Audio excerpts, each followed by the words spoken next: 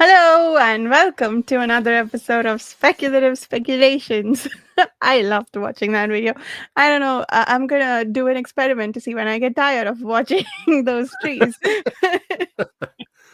Week two, still enjoying it, but Good. we work our way through whatever book we are reading. Yeah, okay. Thank you for useless statements, Varsha. We're working our way through A Memory Called Empire this week.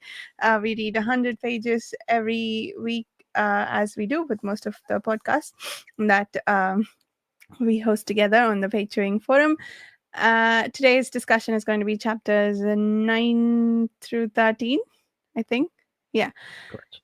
And we also read and discuss a short story every week from the Big Book of Science Fiction, edited by Jeff and Anne Vandermeer. The short story for this week is When It Changed by Jaonna Russ. Yeah, that's pretty much it. We for next week, yes, that's the other thing I have to do. Chapters 14 through the end of the book. It's going to be about 150 pages to read, and then the short story will be And I Awoke and Found Mr. Here on the Cold Hillside by James Tiptree Jr. Hmm. Oh, for some reason I thought that was a female author. Never mind. It's not. Maybe. I think that's everything. So You're we Varsha. yeah, okay, sorry. I'm Varsha. And who am I? It's I'm Jared. Okay. And I'm Chris. There we go. Now we're good. Thank you. Episode 90, whatever it is. Yeah, Yeah, the intro was a completely number. thrown all that off. That whole spiel is like That's true. doesn't flow Yes. anymore.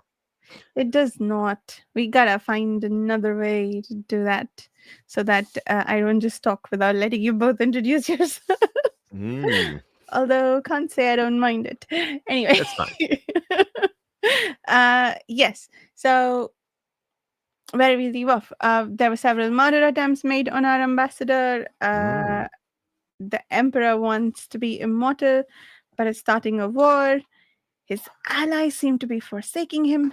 So much happens in these chapters. Let's go. How are we feeling about this book? Week 3.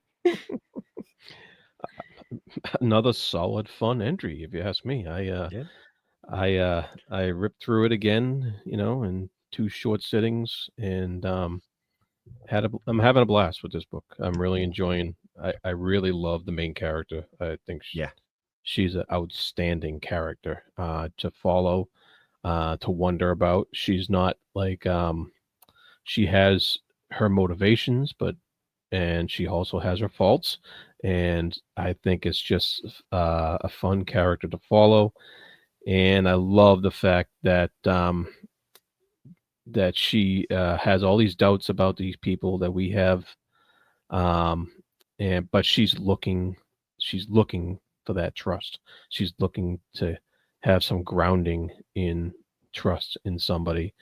We think she's getting that with 12 Seagrass, but I, I'm not I'm not throwing anything out as far as what could happen with all this, and so I am on edge. This still seems to be something brewing that's gonna throw me for a loop at some point.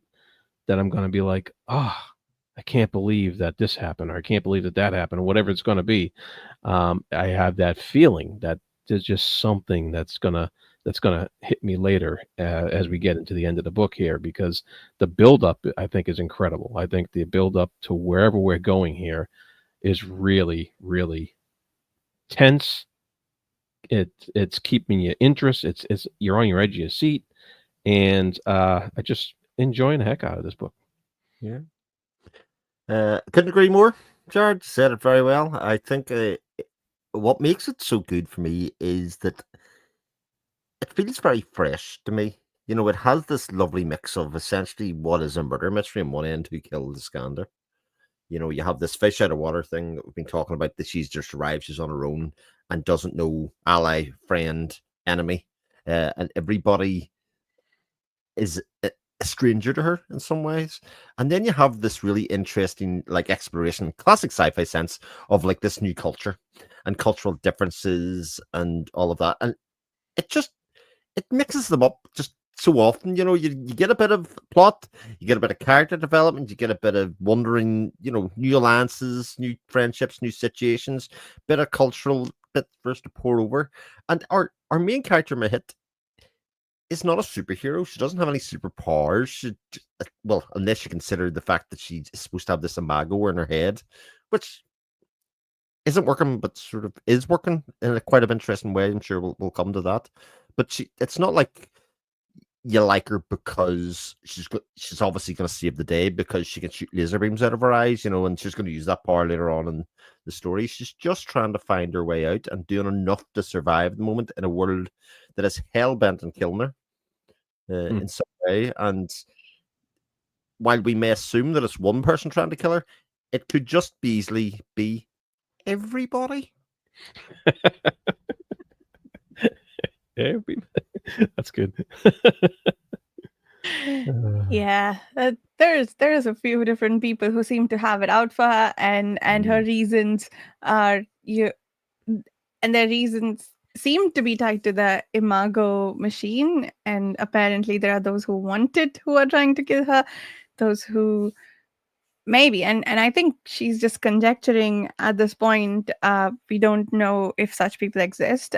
Those who know of the technology's existence but don't want it to be, I guess, dispersed. I don't know what the word is. Distributed, or distributed. yeah. Yeah, in Texcalan. I'm just noticing the logo; it looks so pretty.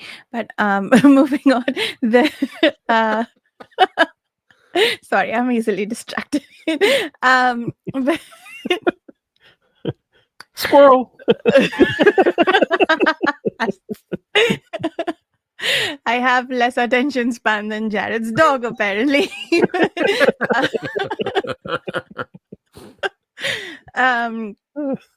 Sorry, what was I thinking? Yeah, but there was so many brilliant moments in this section, like that made the ambassador feel very human, like you guys said. When she misses home and she wants to, and she's had this multiple times where she wishes that she was in a closed space to feel like she was at home and just sort of curl up in a corner, and that moment of vulnerability when she just wish she could be asleep somehow, that she could just be asleep, when she sees the camaraderie between 12 azalea and 13 seagrass, and she wishes she had something like that she could rely upon, because it's just been all all knives out all the time ever since she got here, and she doesn't know whom to trust. And then she had that moment of cynicism where she wants to trust 13 seagrass, and she kind of has no choice, but she knows somewhere that could be,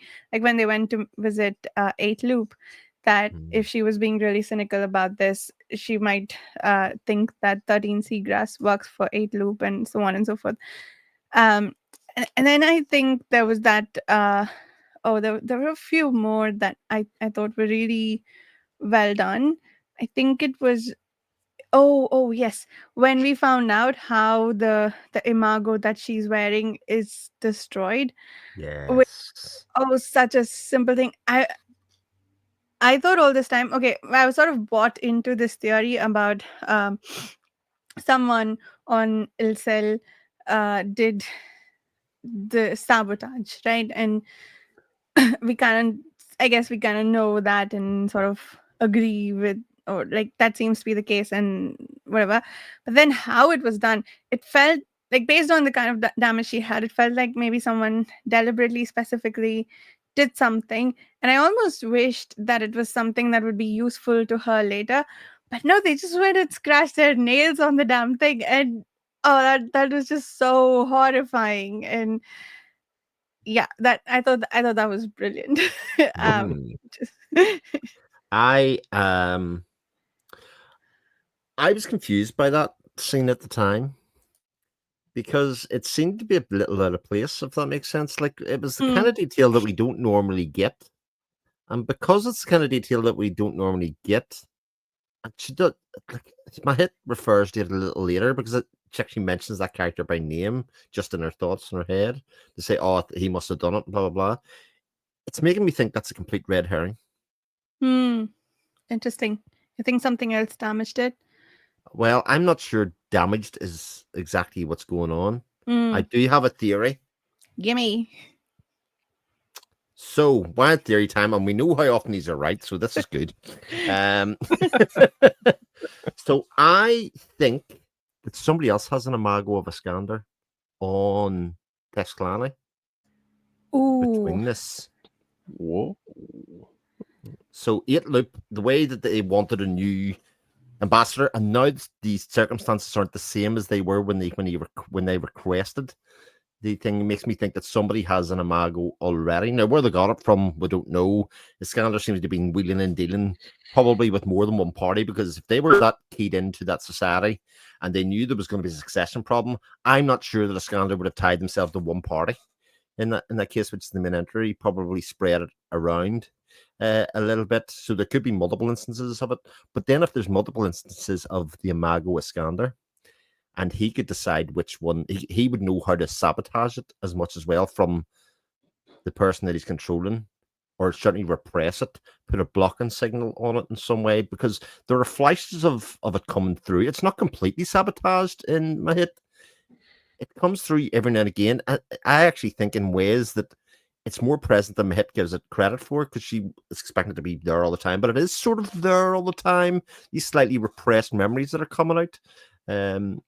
And that's my guess, is that there's another Imago with Iskander running around that is fully functional, and he knows enough about the technology to repress it, and he's sort of the power behind the throne kind of thing. Nice. I like that. Wow. I really do. But it's not All right. going to happen, so... So now we know what not to look for the rest of the book. All right. Exactly right. It's a good idea. What but, won't happen? But yeah, I just thought that chapter was so short. I thought, oh, now we know the answer. But then it was like 3 pages on Yeah, why the do it. interlude. Like that could have may as well have been a mystery towards the very end, or the second book or something. It sort of feels a little bit like shoehorned in to throw you off the trail. Hmm. Hmm. That Yeah. that interlude, you mean? The Yeah. interlude, yeah. I was questioning that interlude when we got to it, because it's like the only section that's not Mahit's point of view. Yeah, that's And right. I'm just like, okay, why throw a different point of view in now? Hmm. Yeah. You know, The previous interlude also wasn't Mahit though. was it not? I don't remember. It was happenings on the cell when they decided to send that warning message to Oh Mahit. yes, yes, there. Oh, But that's it was right. at least. Well, I suppose I was going to say at least it was related to Mahit's actions, but I suppose this was too, in a sort of roundabout way. But those interludes, giving us a connection back to Ilse, are interesting to kind of put into what is essentially a cultural book where she's in a place that she's not comfortable in. Yet it seems like she can't trust anybody back in Ilse either, so she really is alone. Yeah. Yeah. For some reason, I don't remember those other interludes as being so immediately relevant to Mahit's story. It seemed they seemed to be more just a greater political picture. But the previous one ended with, I think, some sort of, if I remember it correctly, discussion about some disagreement they had. I don't think they were explicit about what it was. The counselors, and then one of them sent off a warning to Iskander, not Mahit. But also there was some mention of some 3-ringed ships, which, unless something happened in chapter 13, which I have not read yet, we don't encounter again yet. But might be relevant to 8 Loop's thing about this is not a time of peace. Why are we doing an expansion war? The chapter 12 stuff will come to. I think it kind of is one of those classic things where we arbitrarily pick an endpoint, but it almost seemed like the perfect endpoint because it kind of was setting off another bit that was there. So yeah, that'll be interesting to discover. But to go back to 3 Seagrass and 12 Azalea or whatever, I love how between the two of them they buck the naming conventions with each other. Yeah. So they're Reed and Pearl, aren't they? Isn't that their two names? They refer to each other by not their chosen moniker, which I think's really interesting in terms of like how they separate themselves from the rest of the text clan Mm, and that kind of stuff. So again, makes me wonder whether they are part of a somewhat resistance movement or somewhere part of the Civil War in some ways, mm, that they are part of the underclass or otherwise, and sort of taking these names with to fit into society, but actually when they're in each other's company, they're reading Pearl and away they mm. go, and they seem to be a lot closer than the relationship was sort of suggested to us. Yeah. Yeah. Hmm. Their friendship is interesting. And yeah, I guess we don't know fully the details of that. Um or I guess the other thing that it could be is just their nickname, the way they do nicknames, because there was some kid who was some number, some complicated name for maps, but his nickname was Map. I guess 19 adds his assistant, her son. Um, I guess they called him Map. I don't remember, but yeah, I like this that they could be part of some underground group or something. And 12 Azalea has some protesters outside his house on his Mhm. street. Yeah. I was really biting my tongue last week because you Oh guys didn't read yes, that's right. You read that chapter, chapter yeah. 9, and because I really love her interaction with the Emperor. Yeah. Mm, I just thought that was fantastic. I like how the Emperor said that she could apply for citizenship if she wasn't an ambassador because of how much she studied and all that stuff like that, and that kind of Mm. she kind of flinched at that, you know, and so you see that tension that she's bringing with her from her her loyalty to her homeland, Yeah. and they speak of the empire in the world, which is one and the same, and if all things were not, they were going to make them so, and the emperor believes this is the right and correct will of the stars. So you have this really imperialistic vibe Yeah. coming off of him, and then of course that chapter ends with the big reveal that he wants to be emperor forever. Yeah. Um, and of course he justifies that by saying there's going to be civil war and all this stuff. If not, if he's not made so, the justification of dictators, is always But there. you're absolutely right, Jared. But I think it's really interesting that he's sort of painted as a good guy. Or certainly, I read it that way. Do you know what I mean? He is a He is, dictator. Yeah. but just like with everyone else that Mahid's dealing with, there's also this undercurrent of untrustiness that she reflects, that she exudes, because just the setup of the political aperture that's in place of this empire leads to that very Mm. caution on taking people's words for what they are. Or- And yeah, you're right. He's definitely he's this old guy who's gonna die. So you're like, the poor old guy is gonna die. But but he's stayed in power for how long he has for a reason. Yeah. And it's not because he's a nice old guy. And so um and he says, you've seen my successes, uh imagine with me. Like, he's like bringing you in. Imagine with me, my friends, what this truly exceptional civil war we might have under their care instead of mine. It's like all this bringing you into his confidence. Mhm. Nice old guy, but he's a dictator. You got to Yeah. look at it So realistically. again, maybe I'm a bit suspicious, but he's sort of painted as this doddering old fool who is kind of ruled over a very peaceful empire for a while, and that the status quo is actually good. But yet Mhm. we get the kind and as you quite rightly pointed out, what they do as a society is very colonial, in Mhm. terms of going across. So they are, by sort of definition, not an advanced civilization in terms of, philosophy, etc., and all that kind of stuff. So I was reading it, kind of going, well, yeah, that's he should live forever, and then walking away from it, going, but that's. I feel like I've been manipulated again with this idea that this is a Yeah. doddering old fool that you just want to live towards the end, and the only thing I could come away with it at the end was that kind of person is going to stay in power by being and playing everybody together. He'll have sensed the newness of her and the ease of manipulation in that case. And I would not be surprised. In fact, I'm quite convinced that he's the person that's trying to kill her.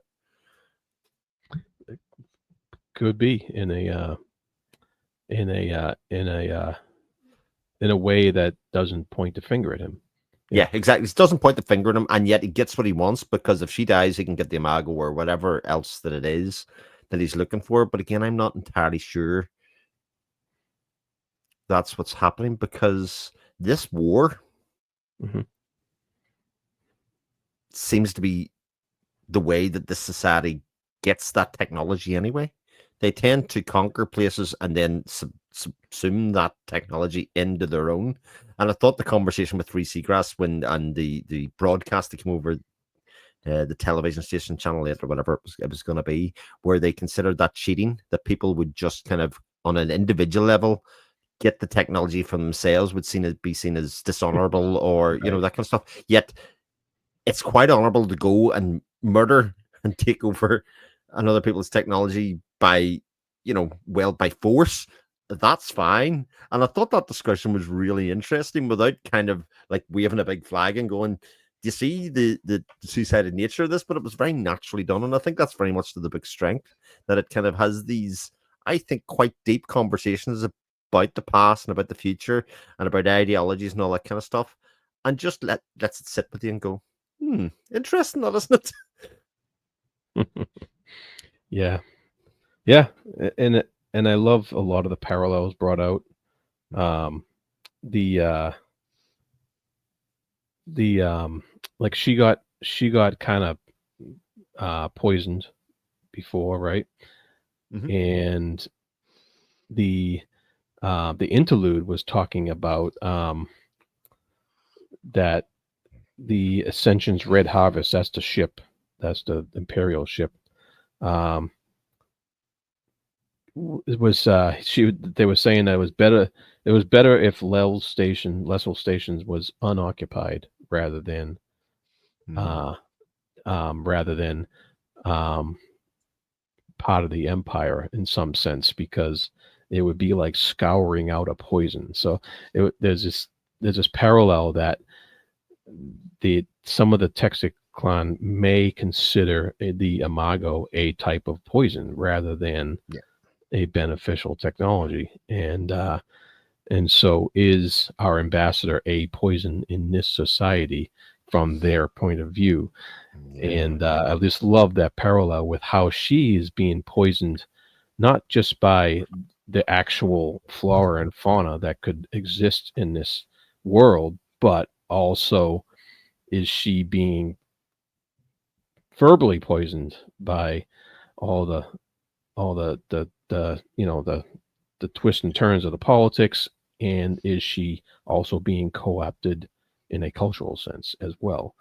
And just all those parallels running through it, just wonderful stuff. Yeah. Yeah. Isn't it really interesting how, like, the different perspectives in in how the imago is viewed by the Lisel people and the Texkalani? It's unclear whether Iskandar led them to think in this manner, or if that's just the default way they think about it. But they seem to think of it as sort of a possession rather than a combination of personalities like the Lisel people have. And the Lisel treated with seem to have a lot more respect for the concept than the way that, at least, um what's the emperor's name, Six Direction, seems to want to use it as. I guess Mahit is interpreting that he wants to use the kid, the 90% clone, to install the imago, his own imago in, and therefore take over his personality. And Mahit feels nauseated by that concept, which I think is very interesting in terms Mhm. of how they view the imago, right? Like this blending of personalities. And I think 19 adds also, she said she talked to Mahit as if she were a ghost possessed. Sorry, she was possessed by Iskandar's ghost rather than Mm. this blending of personalities. So if it's not Iskandar making them think that, then I guess it's interesting cultural commentary in terms of how a people who are used to thinking of the world in terms of the entirety of the world is what they inhibit, and the outsiders matter, I guess, far less or are different. Like even the points of tension between Three Seagrass and Mahit that keep coming up, where she makes these distinctions that sometimes imply that the barbarians are lesser than the Texkalani in some way. I think, yeah, I think that's just interesting, the way they think about this. Yeah, yeah. Uh, A very, very mhm. interesting society, I think, in general. And I think, again, I don't want to harp on about that, but to me, this is what sci-fi does well. This is the reason I Mm, like reading Adrian Tchaikovsky. There's world building happening, but it's not happening up front. It's yeah, happening through it, you know, nearly 2/3 of the way through this story, and we're still getting it tidbits and bits, just like you would if you were kind of arriving in the society for the first time. Like what yeah, you can read in books and what you can hear is one thing, but actually living it and experiencing it is a very different thing. And again, the interplay of what characters say and what they mean, and who's good and who's bad. I just think favorite character is 19 Adzi in this. I just love mm. how helpful they are. Helpful And how they all seem to be quotes. there at the right time, being very helpful. They're Yeah, certainly on the ball. And like yeah. Not at they all suspicious that she let her go. not Sorry, didn't go let ahead. it go, or when she was just going to eat the thing, she was right there to save her Yeah, just at the right time, but yeah, also playing with her with this idea that if she wanted me to die, she could have just let me die, yeah, yeah. which kind of That, yeah, extremely interesting. that was an interesting sort of power play to. I mean, she stopped her at the very last moment she could. That's I right. mean, she was there. She was very much there and could have stopped her from touching the thing. Or yeah, I Or don't know. or it's a perfectly innocent gesture. She just happened to walk in right there. Yeah, Mm. sure. I got a few bridges to sell you, Jared.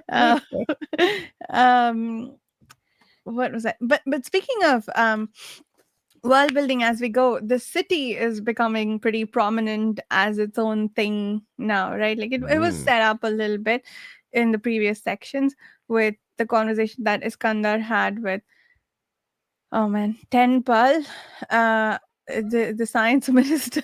Yeah. And he talks about how the city has a brain of its own, and it seems right now that the city, and how creepy are the sunlit, that Yeah. they are supposedly human, or that's what 12 Azalea is claiming, but are they really, or is the city's AI operating through them? And somebody before implied that the sunlit aren't distinct personalities, that they might be sharing one.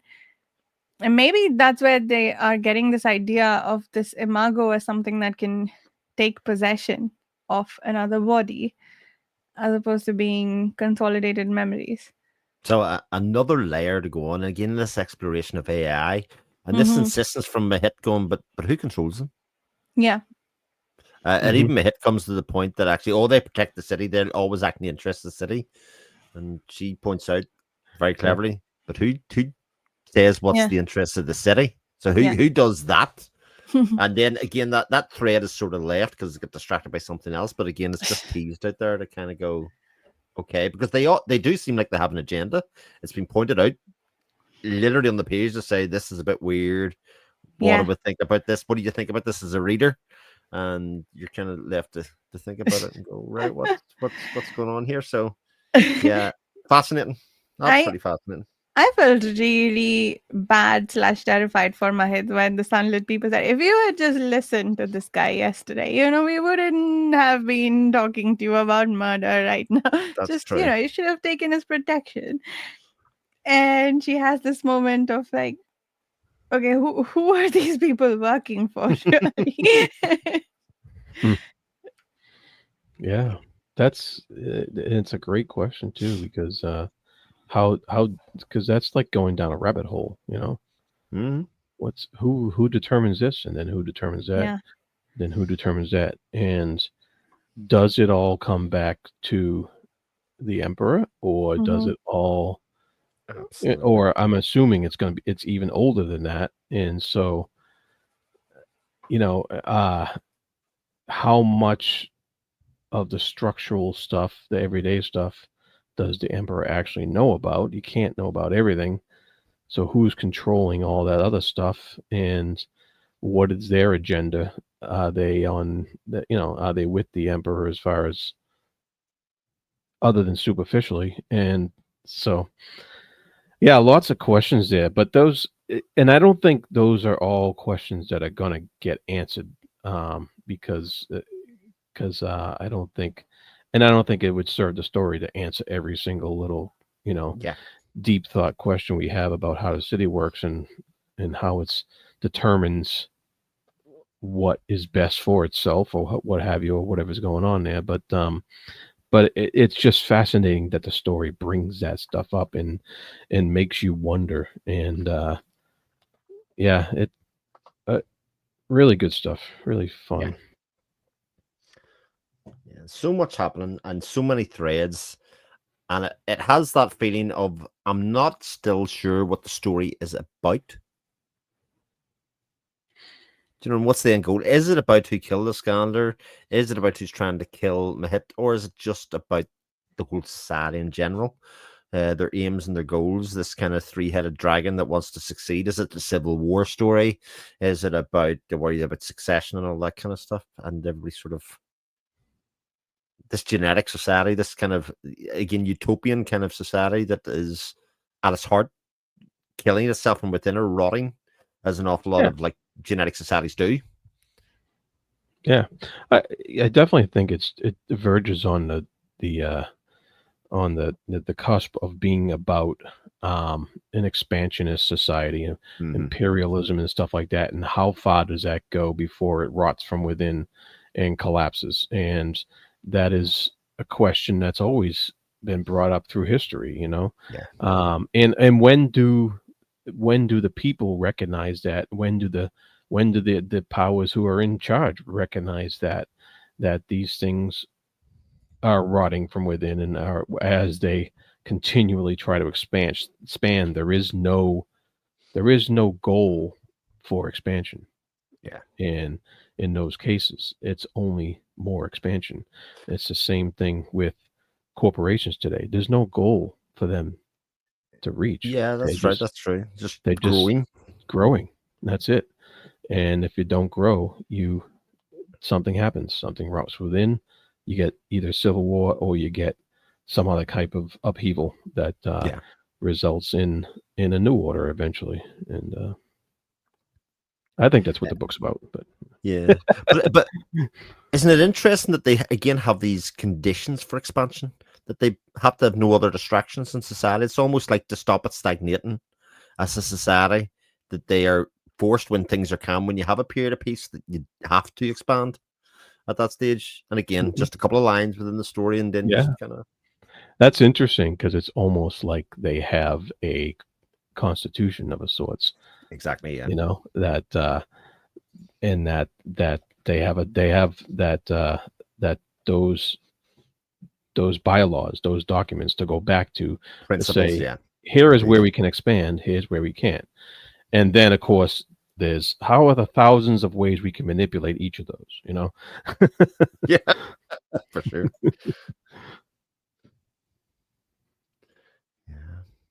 Yeah, Good book. good book. The another thing that I think is really interesting structurally, uh, which I guess ties back a little bit to why to maybe exploring this question of why is the ambassador from this little station so important. The way the epigraphs are set up, there is always some like a correspondence between the two things, but one is from writing in Texcalan and the other is from Lisel station. And I think that's really interesting.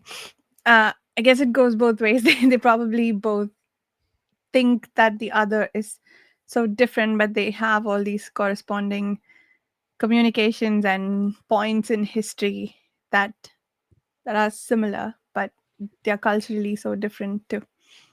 Yeah. Really, Very, really fun. And very then much so. we have the what's the best way to put this? The like Morse code, Mm-hmm.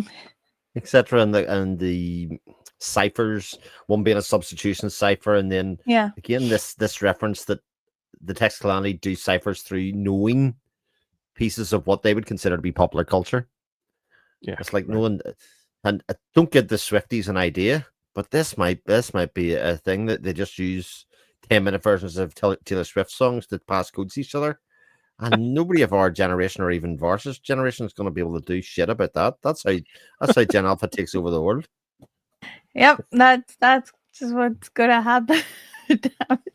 Maybe they are already in the process of it. Yeah. Yeah. Oh, Won't be any man. worse. No, Won't I'm be any scared. worse. That is true. uh, are there any other things that we didn't touch upon? There's lots of murder attempts. That moment when Iskander comes back ever so briefly and he gets cut off mid sentence. Mm. Uh, It's yeah. But this happens all the time. This is what makes me think it's not just Yeah. sabotage. Yeah. Yeah. Because of I think you're right. The manner of the sabotage, it feels deliberate, like they cut off a particular functionality, or someone knew what Iskander was trying to do, and they maybe wanted Mahit to do differently or something, and like sort of cut her off deliberately in this manner, which doesn't feel like what just scratching nails would accomplish. But Yeah. maybe it's coincidence. It's kind of funny. That reminded me of like all I can think of is a vinyl record, and it's playing, and then it hits a scratch, and it just keeps. Oh, And then every once maybe. in a while, if you let it sit there for long enough, it'll pop and play something, and it'll start scratching again. Yeah. Oh, damn. Maybe that's what's going on. Yeah. I like that. I like that a lot. That Yeah. kind of idea that it can't help. Like the image is present there Mhm. and it will play, but it's slightly out of sync with her life and her thinking and Yeah. the way she is. Yeah. It's damaged enough.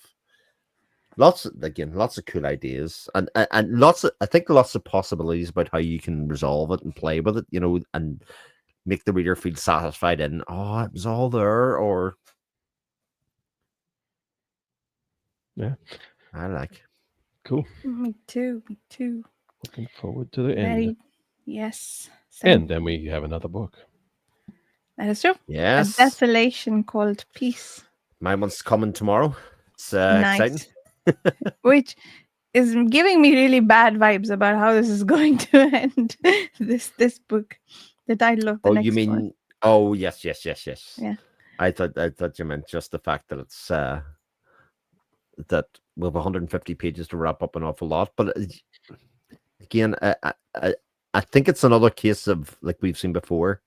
Like we'll get an answer to the question we want the answer to, and then as soon as we get the answer to that question, I feel like we're going to be like, but I don't care about that anymore. There's another Yeah. story and another mystery sort of sitting in the background that I want the answer to. Yeah, that makes sense. Might be. Yeah, like that three-ringed ship that hasn't made an appearance yet. I feel like it'll play a starting role in the next one. Indeed. Yeah. Hmm. Right, are you ready to Oh, talk about the short story? oh yes. When it changed. When It When it Changed by changed. Jaonna Russ. It is a story about a colony that Mm-hmm, is some sort of post-apocalyptic event has happened that has wiped out basically all the males, and it's a female-only society.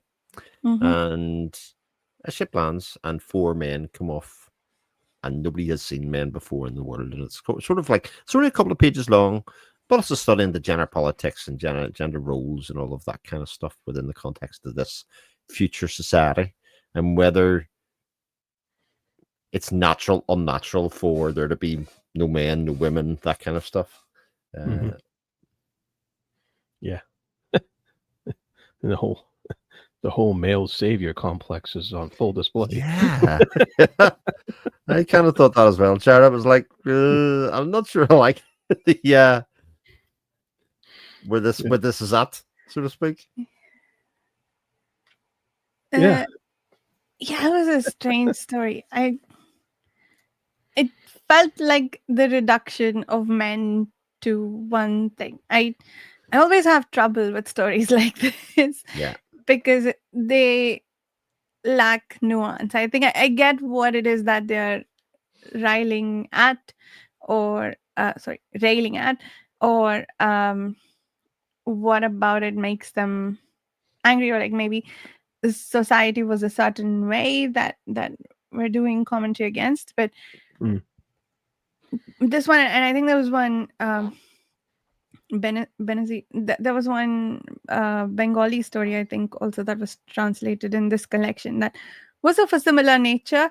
The if men leave women alone, they'll just be happy together, which honestly I think is really oversimplifying what is wrong. But not least because I think often the the differences are upheld by women more than men. Oh. And yeah, so anyway. Yeah. I mean, this was written in what, 72.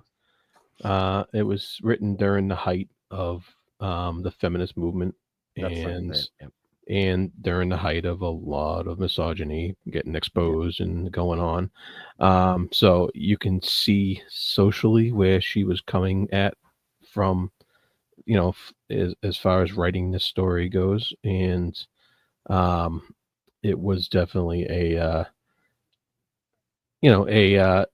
probably also written in response to a lot of sci-fi written at the time that held probably very misogynistic views. And so I could see the social conscious concern about writing the story and positing this situation the way it was, and realizing the line in here that stuck out to me was, I realized then that he did not mean people, he meant men. And so that was that was kind of the point of the story. And there was a line at the end, Faust's words, keep it as is, don't change, Yeah. which is kind of a play on how the the male dominated society was actually reacting to feminism at the time. So Yeah. she's turning it around here, where the women are saying, keep it as is, don't change, with the arrival of men to this society. So, a very uh, social statement kind of story.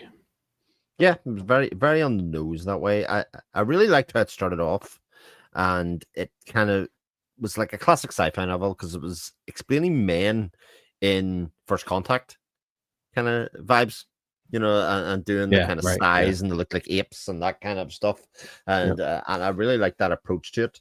But as soon as the main person was Russian, I felt it got very tropey. Like, why did the person have to be Russian? In fact, we're so far in the future that and society's been decimated. Russian would not exist. I believe that nationality, etc. If most of the population of the Earth had been run out, I just feel like nationality of that sort would not be as prevalent or that kind of stuff. And the questions that it explored, I suspect if that novel was written another 10 years later, I feel the questions might have been slightly different as well. Sure. I think it becomes very rote of like, because the question is asked, isn't it? Well, who's the male in the relationship? Between the Yeah. female, that kind of stuff. And I was like, right, okay. I mean, it's very reductive in a lot of ways, but it seems that I found it really interesting, and entertaining to read. Probably because it was so short, and because it did just kind of pose the questions and step back. Because ultimately, at the end of the day, the females on White Glade or wherever they call it, were basically saying, "Well, men are going to be here from now on." It's like this de facto acceptance that they don't really have much of a say in it. And I also think you can't really have that discussion without referring to the very nature of a lot of female and male relationships in terms of physical way. They talked about the fact that there was homosexual relationships on all different parts of it and that kind of stuff, but there's no real discussion of like the physicality or something or anything like that happening. Maybe it's a bit quick for it to happen, but I suspect that regardless of how society falls apart, there's enough books written. There's 700,000 books written a year, etc. That the kind of Mills and Boone kind of idea of man and woman as being an archetype would have existed past that, regardless of how society would have went. And I don't know if you've ever read like Why the Last Man. It's sort of like very reminiscent of Why the Last Man in that kind of way. It's I definitely thought about that story when I read this, and this is and I thought about this being like 1,000 years in the future from that story, possibly, but very interesting. But but of course that was some more recent work, and I think the topics brought up were more relevant to our situation today than in that work than in this one. I think that's exactly right. And I don't want to be too harsh on it because I did really enjoy it. I think she's a good writer. I think the prose flowed very well, and I had no problem at all with that. I thought I liked the a couple of the characters and the daughter and stuff. And it was they were interesting, and so I definitely didn't hate it at all. I liked it. I liked a lot of parts of it. Yep. Very good. Yep. Cool. Anything else before we wrap up? What's next? What is next? The last how many ever chapters of A Memory Called Empire, after which we will read A Desolation Called Peace. And the short story for next week is And I Awoke and Found Mr. Here on the Cold Hill Side by James Tiptree Jr. Thank you so much for listening, and we'll see you soon. Bye.